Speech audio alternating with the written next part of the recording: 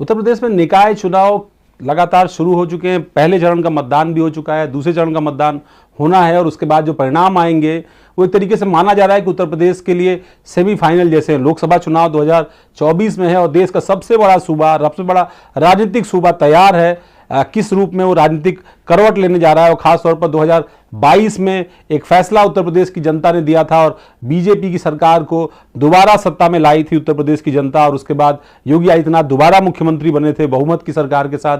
अखिलेश यादव को दोबारा विपक्ष में रह करके संतोष करना पड़ा, हालांकि उनकी सीटें पिछली बार से इस बार बढ़ गई। अब जब नगर निकाय के जो चुनाव हो रहे हैं, इन चुनावों में अखिलेश यादव की कुछ हद तक सक्रियता जो है वो देखने को मिल रही है। पिछली बार मुझे याद है जब लगातार नगर निकाय के चुनाव हो रहे थे, अखिलेश यादव उन चुनावों से नदारद थे। लोग लगातार इस बात को लेकर सवाल कर रहे थे कि आखिर अखिलेश यादव निकाय चुनाव में क्यों नहीं खुल करके सामने आ रहे थे। तमाम सारे लोगों ने इस बात की आलोचना की थी कि विपक्ष में जाने के बाद या जो उनकी हार हुई है विधानसभा के चुनाव 17 में, उससे अखिलेश यादव उबर नहीं पाए और इसीलिए नगर निकाय के चुनाव में वो मेहनत नहीं कर रहे हैं और उसका खामियाजा समाजवादी पार्टी को भुगतना पड़ा। बीएसपी और समाजवादी पार्टी के गठबंधन, एक महत्वपूर्ण सामाजिक समीकरणों वाले गठबंधन के बावजूद समाजवादी पार्टी महज 5 सीटों पर सिमट गई 2019 के लोकसभा चुनाव में। हालांकि बीएसपी को थोड़ा फायदा हुआ, वो 0 से 10 सीटों तक जो है वो पहुंची थी। लेकिन जिस तरीके के समीकरण बदले 2022 में एक छोटे गठबंधन के साथ अखिलेश यादव फिर से मैदान में आए, कोशिश की कि बाजी पलटे, हालांकि नाकामयाब रहे, लेकिन करीब 130 के आसपास जो संख्या थी, इसमें आरएलडी अगर ओम प्रकाश राजभर की पार्टी को जोड़ दें, कुछ और साथ में अगर दलों को जोड़ दें तो उनका आंकड़ा जो है उसके आसपास पहुंचा। खुद वो 111 के आसपास विधायक जिताने में सफल रहे। तो ये एक कोशिश थी। लगभग 36% वोट जो है वो समाजवादी पार्टी को मिला था।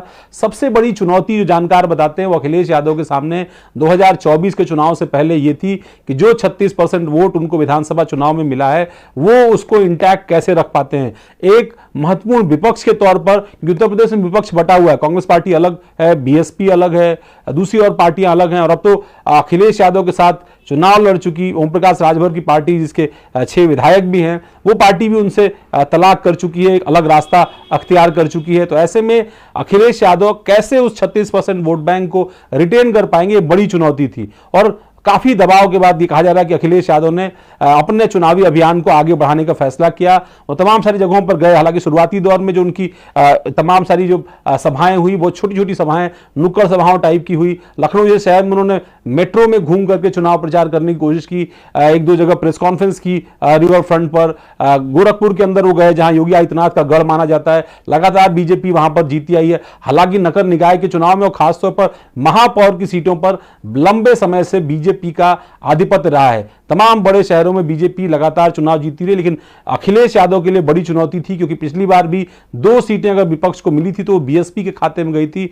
समाजवादी पार्टी सीट नहीं जीत पाई थी। लेकिन इस बार रणनीति में थोड़ा बदलाव किया अखिलेश यादव ने और ये देखने को मिला है। और इसीलिए कुछ सीटों पर चुनौती जहां पर दिखाई पड़ रही है बीजेपी के लिए, अगर बरेली की बात करें वहां निर्दलीय प्रत्याशी को समर्थन कर करके समाजवादी पार्टी ने लड़ाई में अपने आप को बनाने की कोशिश की है कि विपक्ष कम से कम एकजुट दिखे, बीजेपी का उम्मीदवार जो हार जाए, इस बात की कोशिश अखिलेश यादव ने वहां पर करने की कोशिश की है। दूसरी तरफ मेरठ में अपने बेहद करीबी अतुल प्रधान की पत्नी सीमा प्रधान को उम्मीदवार बनाया है।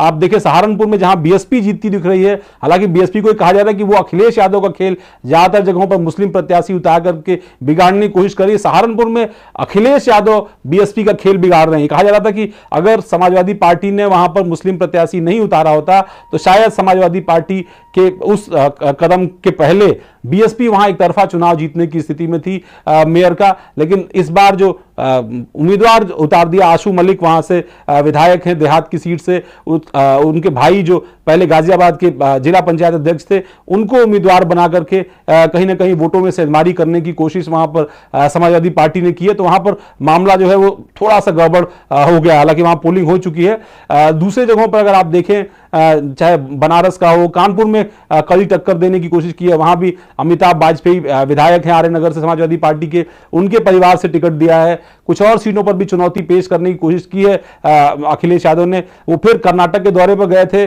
बीच कर्नाटक के दौरे से वापस उत्तर प्रदेश लौटे हैं और उन्होंने फिर से चुनावी सभाएं शुरू की हैं। अलग अलग जगहों पर वो जा रहे हैं। बताया जा रहा है कि अगले 2 दिनों में भी उनके कार्यक्रम है जहां पर वो अपने पक्ष में और खासतौर पर उस बेल्ट में जहां उनका प्रभाव सबसे ज्यादा बताया जाता है, कन्नौज, मैनपुरी, इटावा का इलाका, उन इलाकों में ज्यादा सभाएं करते दिखाई पड़ रहे हैं। हालांकि इस बार के चुनाव प्रचार में शिवपाल यादव और डिंपल यादव भी काफी सक्रिय रहे उस इलाके में, खासतौर पर इटावा, फर्रुखाबाद और कन्नौज का जो इलाका था। कोशिश यही है कि लोकसभा चुनाव से पहले कम से कम अपने गढ़ में मजबूत दिखाई पड़े समाजवादी पार्टी, और इसके लिए अखिलेश यादव लगातार अपना दमखम लगाने की कोशिश कर रहे हैं। लगातार चुनावी सभाओं में बार बार वो स्थानीय मुद्दे उन पर चर्चा करने की कोशिश कर रहे हैं। हालांकि सवाल लोग उनसे जरूर पूछ रहे हैं बजरंग दल के बारे में, सवाल लोग उनसे ब्रजभूषण सिंह के बारे में भी पूछ रहे हैं, लेकिन उन तमाम मुद्दों से हट करके वो स्थानीय मुद्दों पर फोकस कर रहे हैं ताकि ज्यादा से ज्यादा जनता का समर्थन इन चुनाव में बटोरा जा सके। इसके उलट योगी आदित्यनाथ अपनी चुनावी सभाओं में